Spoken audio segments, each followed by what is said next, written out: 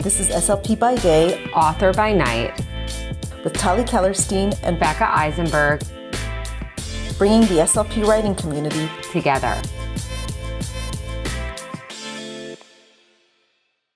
Hi, I'm Tali Kellerstein, pediatric speech-language pathologist and founder of the Speak Boutique. I'm so excited to be co-hosting this podcast, SLP by Day, Author by Night, with my brilliant friend Becca Eisenberg, as we celebrate the stories and voices of SLPs who are changing the game through creativity and connection.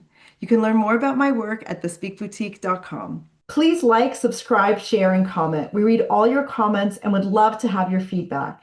If you are an SLP author, please join our Facebook group, SLP by Day, Author by Night. Welcome to SLP by Day, Author by Night podcast. We are really excited to have Ricki Block on our podcast today. She is a highly experienced pediatric speech-language pathologist with over 50 years in the field, specializing in early language development, emergent communication, apraxia, and motor speech disorders. Her work is rooted in simple, predictable, and high-impact therapy approaches that emphasize trust, repetition, joyful routines, and functional communication. She is prompt trained, experienced with DTTC, AAC, and apraxia-based interventions, and has supported hundreds of emerging communicators across her career. Ricki is passionate about using toys, books, and predictable activities to make therapy engaging and effective, a passion that led her to open and run a large school supply book and toy store while continuing her clinical work, which we're going to definitely talk about. Ricki is creator of PreschoolSpeechyPlus.com and has developed hundreds of therapy resources, including boom cards, Teachers Pay Teacher products, predictable book companions, speech motor stories, sequencing activities, and syllable shape practice materials. She also leads a Facebook community focused on predictable books for early language and apraxia. Her philosophy is KISS, keep it simple speeches, with a strong emphasis on carryover, functional home practice, and parent support through tools like Words of the Week. So welcome, Ricki, and you have been very busy. Welcome. Yes. So happy to have you here. Yes, I have. I have so many questions, but I'm gonna... I have, because I think all of our guests are doers. We're just doers. We do a lot. But I don't even know where to start because Ricki, you have so much. I guess maybe we could just start in the beginning of like how became a speech pathologist, and also when you started creating your own materials. And one of the things I would like to get into is, you have both virtual and you've had the experience of having like a brick and mortar store. So just curious about like that experience. So my grandmother was deaf. She could not hear. And I think that's what led me to my field of speech pathology. At first, I wanted to get into the deaf and hard of hearing.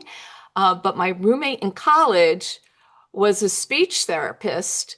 And when she heard that I wanted to get into deaf and hard of hearing, we basically switched. She became teacher of the deaf, and I pursued the field of speech pathology. So that's where, it came from my background, from my family and my grandmother who couldn't hear, and she lost her hearing when she was about 40 years old. So, wow. Yeah, she had an infection in her ear, and they weren't able to resolve it. So what led you to like toy store that started first, and then you did more of like the virtual, like what was the sequence in that? Okay, so just to step back a bit, for the first 35 years of my life, it was no tech. There were no computers, there was no internet, there was nothing. So, the beginning of my experience really was, finding pictures in magazines and my first job was working with preschoolers in a pilot program for children with special needs. And that's when I started creating, actually. I started creating little AAC booklets for my kids because I worked with several children who were, didn't have any speech. Really, I mean, I started with a lot of things that I still use today, like carrier phrases. And, since there wasn't much research about anything, really, unless, like I would drive 45 minutes to get to Rutgers University, Douglas College to, go to the library because, that's how I got my information. Mhm. So, my first experience really was just my insight and getting started that way. In 1976, I got my first job, and I had that job for 7 years. I absolutely fell in love with speech. I loved, loved, loved it. And I'm still passionate about it even after all this time. But I learned, so much about the kids. I had so many different types of kids. There were hardly any autistic kids, hardly any at that time. I had language, I had a lot of speech disabilities. I had this one little boy who was definitely had motor speech difficulties. And I started creating a little book for him. But basically, I hadn't published anything, but I had created these programs for these kids, little booklets for all of them. And in fact, I have to tell you just quickly, one of the little boys who was 3 years old that I worked with him for 5 years. I got to see him this past year, and Oh, he had just turned 50 years old. Oh wow, my God. That's amazing. amazing. Yeah, That's and he was amazing. non-speaking, and he still had the little books that I had made him. Oh, His No mom kept them. We created like little photo books for him, and How he did it never come learned about that he but connected those with you are after all still this time? good. Yeah. what. No, I was wondering how you reconnected after all that time. I stayed in touch with the family. Ah, And okay. but he remembered, like, I taught him sign. I took Mhm. like 3 sign courses, and I taught him sign and the family sign, and made little books for him, related to that. And he remembered my sign. When I saw him, he remembered me. He remembered what we did together. His memory was just amazing. He just couldn't talk. And throughout the years, they tried all different kinds of devices with him, and lots of different strategies, and we stuck with the sign that I had taught him when he was 3. Wow, So Wow. I found that, and he writes. But anyway, I just had to share that quick story because that's it's just, amazing. You had been working in speech for 8 years and hadn't had anything published yet. And you were getting towards 85 when you started the store. yes. So I had been working in schools for about 10 years. And then after 10 years, I said, you know what? I just love toys. I'd love to watch the interaction of Yeah, play we with the kids. understand. Yeah. I mean, that was We my thing. understand. We love toys also. Oh, you haven't seen my house. Holy smokes. Oh yeah, if I turn my camera, there would be you see a lot of toys. Yeah. And You're, books. Books too. yeah, Oh, and and books. books too. No, no, with toys Yeah. and books, you're talking to the right people. Yeah, we're Okay, in very cool. good company here. So after I really wanted to open a toy store in the worst way. And in 1985, it was perfect because there were no educational toy stores around. Mm, So I did open the store, and slowly but surely it grew and grew and grew to about 5,000 square feet. I wow. gave workshops to schools. I, created, different types of materials for different types of kids. I was still working. I was still a speech pathologist working privately, in various ways, mainly as a consultant, but I had, quite a few kids on my caseload. So I didn't give that up. I just sort of expanded my experience and worked like, 24/7. Yeah, I was Yeah. thinking, I'm like, oh my God, I don't know how you did How that. much Yeah. staff did you have when you have such a big facility, 5,000 square feet? Like, how much staff do you have to? I had about 10 people working for me. Amazing. Yeah. And, we expanded our school supply business. So I had two people strictly just packing orders for Hmm. schools. So, and then I sold the business in 2007 and went back into the field of speech and started working back in working in schools. I really missed it. Hmm. I mean, I did have a private caseload, but I wanted to connect with OTs and PTs and speech and have a Hmm. connection that way. The early 90s is when computers finally came into play. And I did write my first book. And I happened to be friendly with a publisher. Oh gosh, his first name is Bruce. He wrote all the poems and what did he do? Kids. I can't. You know what? I have it on my shelf. But he is a famous publisher and author. And I meant to get it before I came on, and I It's forgot. okay. It's okay. Anyway, I wrote a book. My first book was How Smart is Your Cat? Because I loved cats as well. I still do. And I published it on Kindle. Hmm. So that was my first experience with What year was publishing. that? What year? Early 90s, probably like 1993. Okay. So, and that's actually the only book that I've thought of publishing, but basically, I've never done it, officially. All my publishing right now, and I have so many books that I've published, but it's basically on teacher pay teachers. Yeah. Yeah. So, Right, which is still like, it's just, you're still like an author. Because I always say when I define the word author, it's like somebody who publishes, doesn't have to be like through a specific website or a publisher to, there's so many great resources on Teachers Pay Teachers. Yeah. And you're getting right to the audience too, which is what I love about Teachers Pay Teachers. It's like a very trusted website.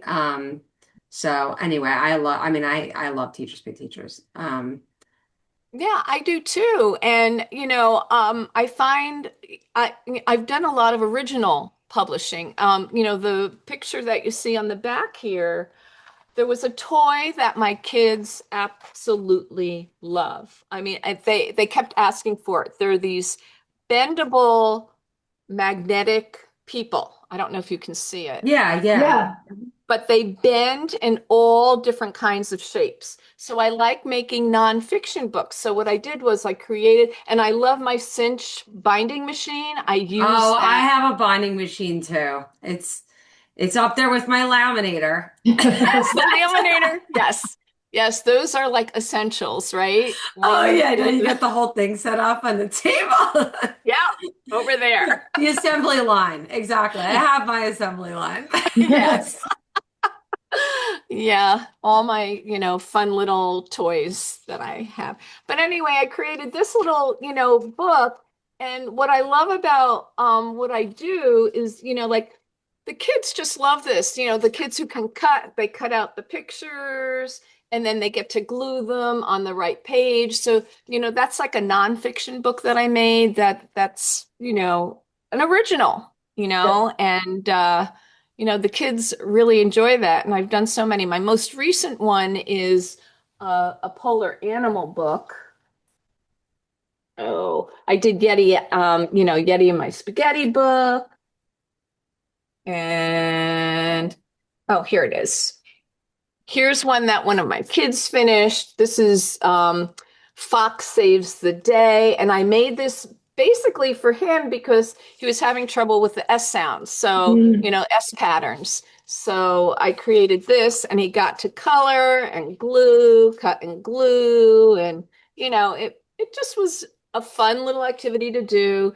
And I tied it into, the polar animal set, Oh, the polar, perfect. Yeah, the polar yeah. animal Oh, set. that's cute. And then I don't know if you've bought these, but I love spinners. Uh-huh. I bought the spinners on Amazon and I make all these really cool spinner games to go along Oh, with that's cute.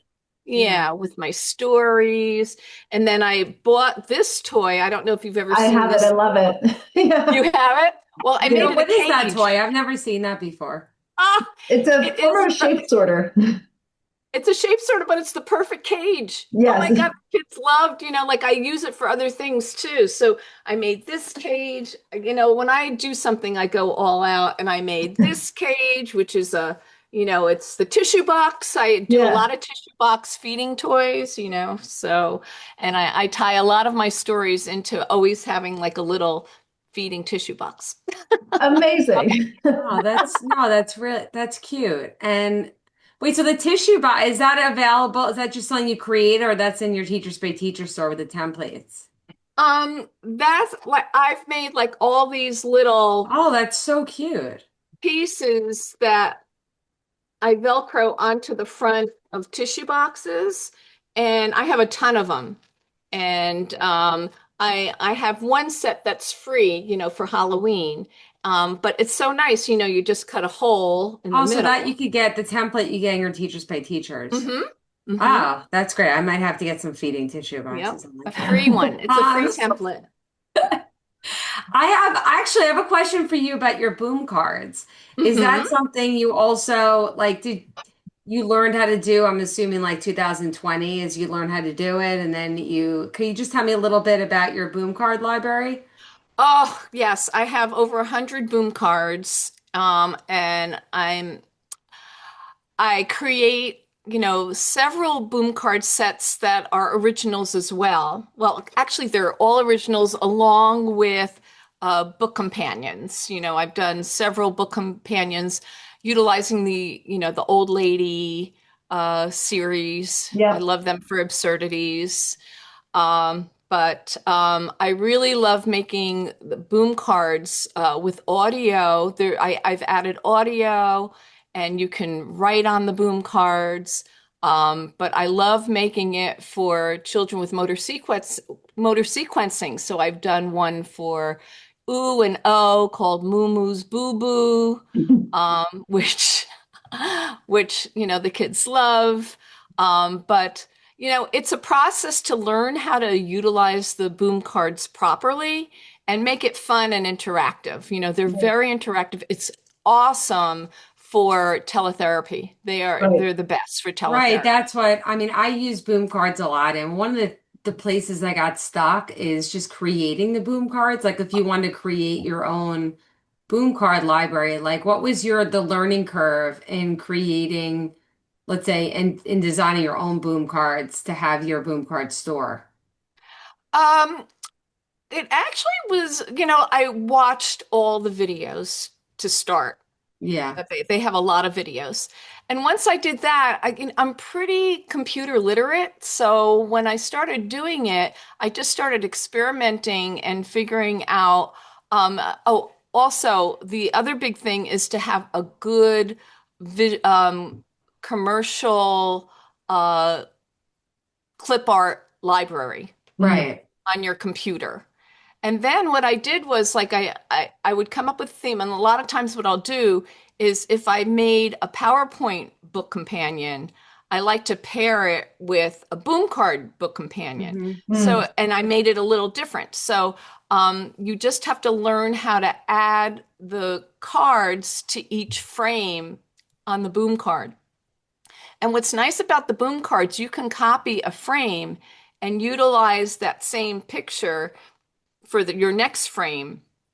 And they've made it much easier to add audio because you just have to right click on actually there's a sound button. You click on that and you just add the audio. And audio I get from a couple of different sources. I get it from Freesound. So you have to, the sources are really important, where to get your images and your audio. That's and free sound is one of the places where I pick up quite a bit of audio. I gave them a little donation and you can just, they have just about everything there if you want to add audio to your cards. Did I answer your question? No, Yeah. no, that's interesting because I make videos and it is something Oh. people ask me about that a lot about, just like you have to be really careful about like images that you use, Hmm. the music, the sounds. So that's another good resource for other people as well. Like if you're, like what you talk about the boom cards, but also just using sounds, like you can't just use whatever music or sounds that you want. You have to be careful that you're using the right one. So that's interesting. Yeah. Copyright is huge, and Mhm. you really need to be careful with, the copyright laws, and, the boom cards, I used to add like a link for videos, and I took them all out because, they really didn't like that on the boom cards, Yeah. so, Mhm. um, When you yeah. say you have And a big I, clip art, you said you had a big clip art library. Where is that sourced? The clip art library, I purchased clip art from Teacher Pay Teacher Mhm. and Free Pick. Those are Okay. my two. And I purchase Free Pick. I don't do a freebie Pixabay or, Hmm. I don't do that. I want to know that I'm secure and that I'm Yeah. not, there's no copyright infringement. Yeah. Nice. So. And I've made a Exactly. couple of my own too. I can't draw for beans. I mean, like, I, I did this video for my 50 years, like this 50-year video, and I showed them like what my drawings look like. Stick figures. That's about it. So I'm very thankful to have clip art library. And I Yeah. keep that right on my computer. So I just copy and paste, it's right on my desktop. Amazing. Yeah. So I think like your perspective as having had a retail store is really unique because so many authors are coming from the other side where they've created products and they want to get them into a store and have no idea where to start. Like I personally like find it so intimidating to go to a store. It's like a game that would work in most toy stores. And it's just such an intimidating thing to do to go in and say, hey, would you carry this? Can you talk about from the perspective of a retailer, what you were looking for in terms of whose products you carried, how they were approached, to like how they were presented to you, just kind of from the person who knows nothing, coming in from Sure. blank. Okay. What are the must-haves? Okay, so it's a different age right now. I sold the store in 2007, and 2008 is when Amazon came to be. So I sold the store uh just at the right time. yeah. So basically, sadly, there aren't that many toy store or bookstores around anymore, which makes me very sad. But I mean, I keep telling my husband, I really want to open another store. He goes, go ahead. And I'm going, yeah, right. No, I'm not going to do that. But, because I think the best thing is really, they still have Toy Fair. And that's probably, I would think, the best place to present your product. Mhm. Or, we've talked about this, right? Tally, like Yeah. connecting with somebody who's in the business and having them rep you. Yeah. That's really, I think, the best way to go. Oh, and Becca, yeah, you've written books too. I don't know if you just uh use Amazon or if you sell them in other ways as Yeah, well. I mean, I have, and I've also like created some toys too, but Oh, it's like in the past, but I haven't been able to like it was a while ago. I used to puzzles. I always think of ideas, but mm-hmm. like Tally, it's like and I've done board games before, but they're sold through Super Duper through a publication, which is great, right? Oh, yeah, that's another But good source. I have a lot of game ideas, and I know Tally and I talked about this a lot, right? It's hard because it's expensive to create, it's hard to market. Um, but I yeah, think I also agree people with you. don't There's not a realize. lot of toy stores, like local toy stores anymore. I mean, No, or they're owned by big corporate, they're owned by like, just like a more of a franchise kind of store. We still have independent ones near me. Like I can think of at least three that are fairly close to where I live, and they're kind of independently owned stores. And there's also a popular trend of game stores, like where people have like kind of a games cafe, and then like a snakes and lattes sort of idea.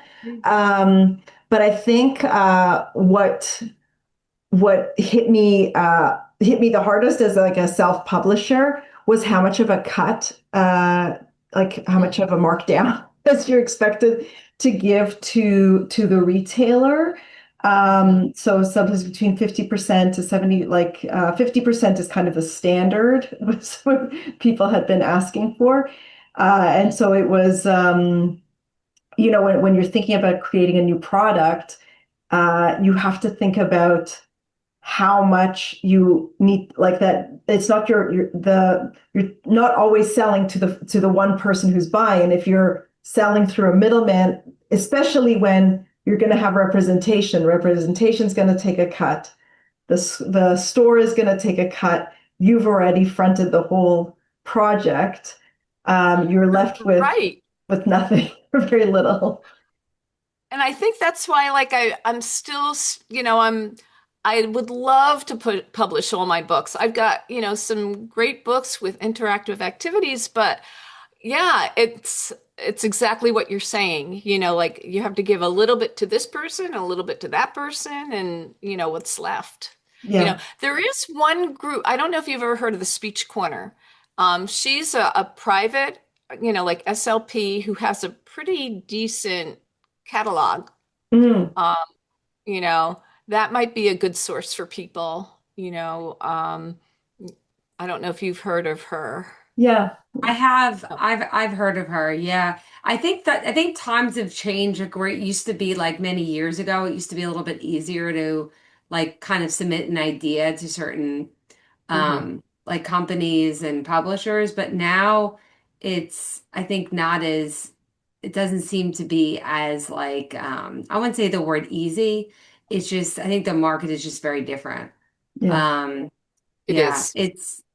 and I love toy. I mean, that's the thing. Like, I think that's one of the things. Like speech pathology, we love toys. We love things where you open it up and you could just play with it. And I still love toys. Anyway, but I have a lot of ideas too for making a toy. But I think that Tali, what you're talking about are like I think real.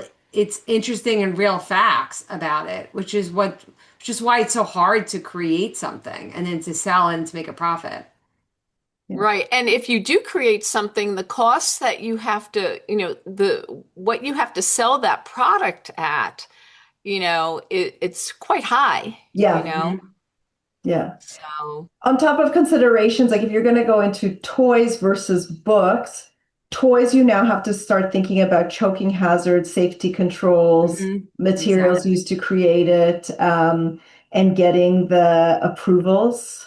The manufacturers guided me through that. So the manufacturers, when I was mm, creating the board games, had guided me through what approvals needed to be had in order for the game to be published. Um, but it's just things people have to have a heads up. I think the other thing retailers had told me was to think about how your product is going to sit on a shelf, so that you know what is facing the customer, and what people are going to see. How is it going to be oriented in a way that jumps out at them? visual appearance is really important. Yeah. Makes a difference. And also, I had a friend who did a lot of drawings for me initially when I was creating products that I was going to, have published. And And we didn't continue, but she worked for a packaging company and she explained to me the importance of boxing and, Yeah. the types of packages that she created for people. So I found that really interesting too, Yeah. that it's the whole gamut. You have to think about everything. And I don't think people in general think about how hard it is to create something, to publish it and get it out there. Manufacturer. Yeah. Yeah. I think the Exactly. marketing is probably, you finally get through all the creation, but then the marketing is huge. Yeah. Yeah.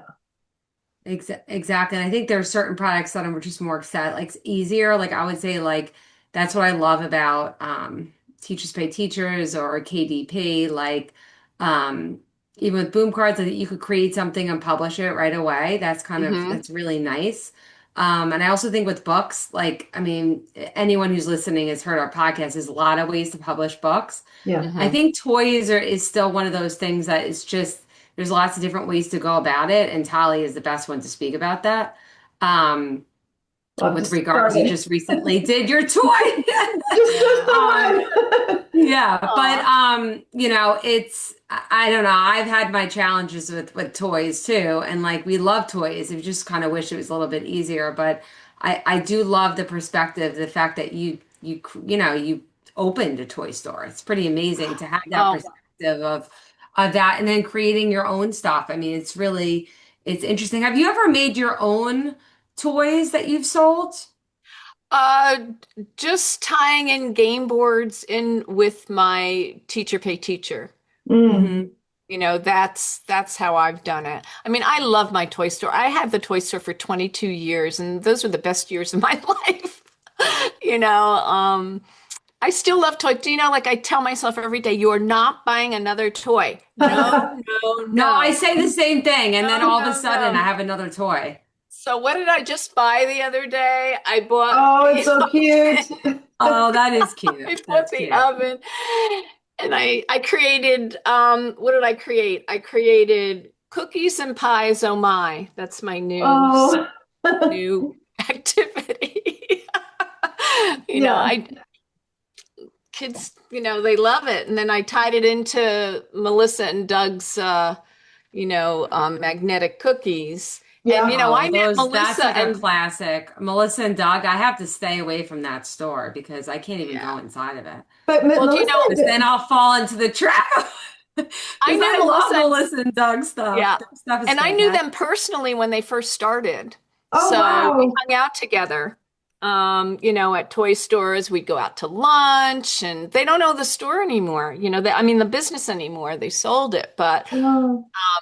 yeah, They but actually had fantastic board games. They stopped making their board games, but they had ones that I use all the time. Like there's one called Mystery Diner, very hard to find, but Oh, it's really? I a don't ever phenomenal remember that. barrier game where kids have to put together it's such a great game because you have a barrier that talks about the qualities of the food. It might be hot, it might be round, it might be yellow. And oh, the person who's serving has to guess what the guess that the restaurant has ordered and based on the clues. So it's just so nice for higher language and inferencing and putting together sentences. They had another one with pirates, like where it was a ship that you made move at different speeds. You move the water, and then it's different storms. And they stopped producing their board Ah. games for some reason. They stuck to puzzles and those things, but the board games they were excellent board games. They stopped Oh, making them. I oh, want that board game. wow. That's very Yeah, good. I love it. I love tying inferencing, and I'm a big advocate of critical elements. Everybody talks about, you shouldn't have a goal of following directions, but you know what? I am a big critical element fan. Like how many things can that child remember when you Right. give them a sentence? You Yeah. know, and that's really crucial for memory and recall. Yeah. So. Yeah. Do you find so like the retail business would be very different from being a therapist? So did you find that it was like a break from being a therapist, or did you find that the two really informed each other and complemented each other. Well, having the store helped me think about what I wanted to do with my kids. The combination was like phenomenal because I would go to the toy show in New York City and be like a Oh, little yeah. kid in a candy store and just go, wow, like I just like, No, I know the toy. I know the toy show. Yeah. yeah. And then they had a school trade show as well. There were two different shows I'd go to every year. And at the toy show, they only had like one or two aisles of the educational toys that I really love because I like to Yeah, target speech, OT kinds of yeah, toys, those were my things. But oh, I think the combination, understanding toys and the levels of toys and how you can use a certain toy for a certain target yeah, is really, really helpful. I think, having that basic understanding makes speech therapy for me very easy. It's yeah, sort of like, and even writing books. I love writing books and just having that understanding of all the toys that are out there, how I can tie a toy, whether it be nonfiction or fiction, into a little book for a child so that they can target their goals. yeah. I feel like our philosophies very much overlap in that when you have a book and a game that complement each other, you've created a little world, like you've created a little language or a little context in that therapy session, and the things sort of tied together and build on each other. And you also have a great appreciation for repetitive books. Like we see the magic that creates in speech, and it's not a given, right? Like not everybody appreciates that. So I'm curious how you discovered the magic of repetitive books for our speech kids. I love repetitive books. And you know what? Any book, a lot of books out there, I mean, there's certain authors that are really good at, creating repetitive books. But I found, when you have that repetition, and you know what, you can change the words in a book. I think Yeah, some people don't feel like they can change yeah, words. But, I'll use wordless books, I'll use, regular books. And if I love the pictures, you can really create any activity utilizing a book and making it predictable. yeah, As long as the storyline, you make the storyline predictable, like every yeah, page, has a similar carrier phrase. And right. I'm a big advocate of carrier phrases, and that's, part of predictable books. So yeah, I picked that up really like when I started, the start of the store and read pretty much almost every book. I mean, any book that was in my store, I read. Right. But then I'd go to a show and I'd like read all those books too. I love reading books. I love it. Sounds like so much fun. Oh, it was so much fun. Like if Tali and I were close, we'd be like, let's open a toy store. I know, I know. But the importance of predictability, I mean, really, like you can pick up a predictable book, like, and change the words. So, for example, if I was working on an old lady book, if I was working on L, I'd keep it old lady, right? Mhm. But if I was working on the G sound, I should have said L, not L. But Yeah, we if got I'm working on a, huh? You we know what I'm talking about. understand. Yeah. If I was working on good, I would call her Granny instead of the old lady, Right, and if I was working on a, a third person S, I might say Granny eats instead right. of old lady swallowed. Yeah, If I'm working on S blend, I would use swallow. Like you have to be very flexible when you're a therapist, and it's not cookie cutter. yeah, It is not, I don't care what strategy you use. I've read every single strategy and I have my 8 favorite strategies that I love. But, like whatever you're doing, whatever you're creating, it's got to be for that particular child, yeah, yeah, it's yeah, not cookie cutter. yeah. I would think that's kind of Exactly. the No, I agree with you. And every child is also so different. Hmm. Um, and also it's if you're, I'm more into like follow the child's lead too. So Hmm. sometimes you could have a whole session planned, but if that child doesn't want to do that, then you're going to have a different plan, you Yeah. know? So Exactly. that's a good thing about also having so many materials is also being flexible with toys and books because I think that if you're used to kind of, you really have to think right on the spot. I Yeah. think, as speech pathologists, Yes. I don't know, I mean, I could plan, but like it probably won't work out a lot of times. They'll say, if they want to do something different. So anyway, it's interesting. And I think it's important to look at the books and toys as very open-ended materials, as opposed Mhm. to flashcards, which a lot of us might have been taught on or gravitated to. The flashcard is only designed to do what the flashcard can do. It's very singular in its purpose. Like you could maybe adapt to flashcards and like make a sentence that connects these two. Like maybe you can stretch it that way. But beyond that, they're very limited in their application. Hmm. And books and toys really open up a lot of avenues where you can go. And I find the parents who I'm working with pick up on that. And then they can start to think about their materials at home differently as well. So it's a two in one. You train the parents as well to rethink what they have.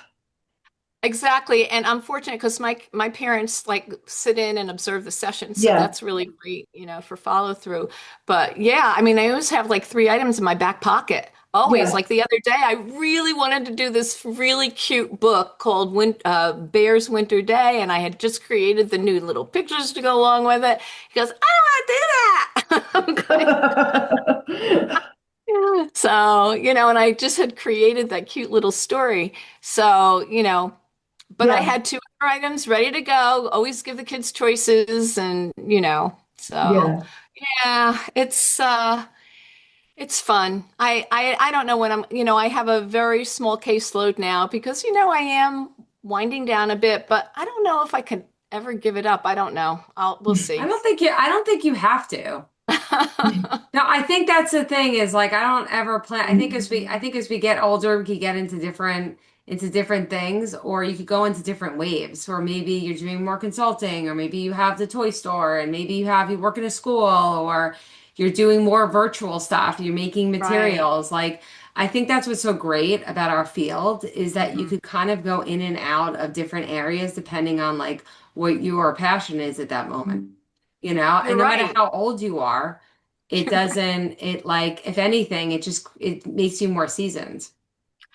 I agree. And and the older you get, actually, it all these strategies and philosophies are ingrained in your head and it really does, the ideas are like popping out of my head. It's like really hard for me to not think of something new to do. You know what I'm saying? Yeah. Like it's like which activity do I do today? Do I do the book that I created? Do I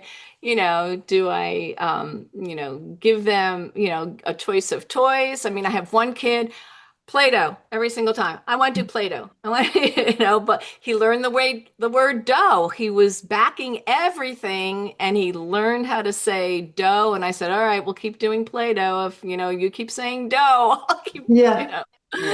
Yeah. I think it's Yeah. a nice And contrast to kind of where we graduate. Like if I think of my first days starting as a clinician and I'd have like my schedule and I had to figure out what I'm going to fill this 45 minutes with a kid and it just felt so daunting. And it's nice to be on this part of the work where we're just like, oh, I could do this or I could do this or I could do this. And it accumulates as you've worked through. And you can see it's also not the scariest if you don't have everything planned to a T and you have that skill of flexibility and working around the kids, it's not going to crumble.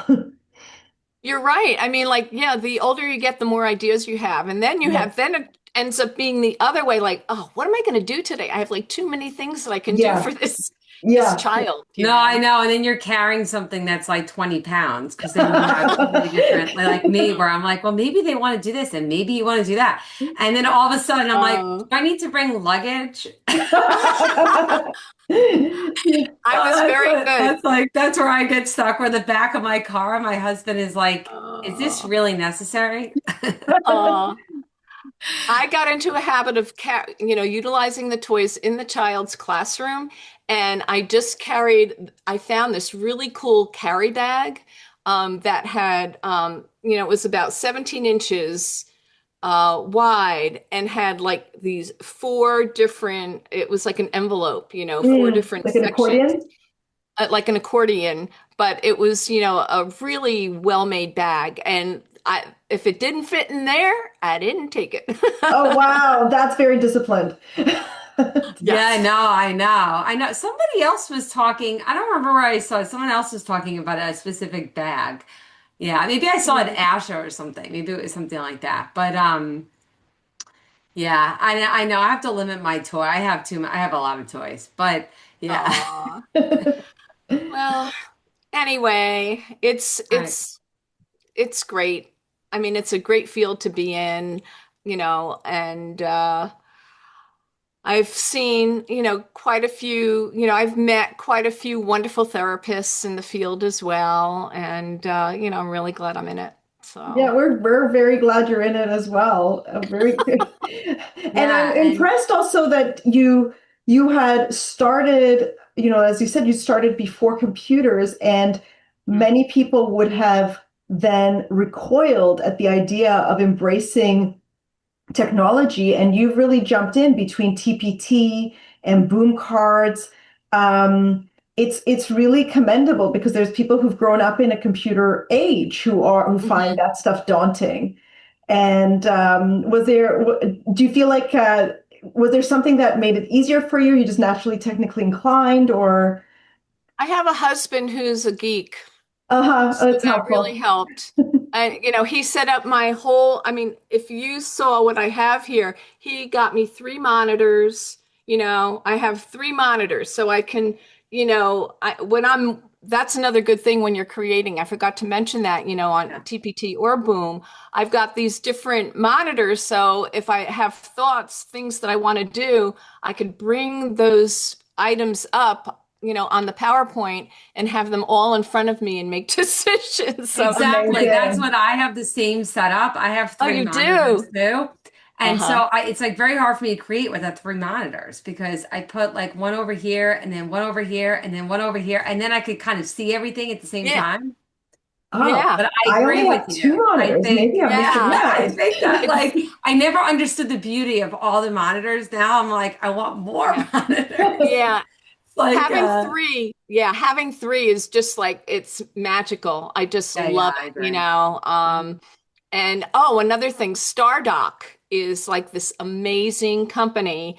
And what I could do is I could put the most important things on my desktop and I can color code them and put them in rectangles. So I've got all my most important categories, resources right on my desktop. And my husband got me like these 36-inch monitors. So I'm like, I'm pretty good. And then this is another thing that people should know about. It's called CLZ.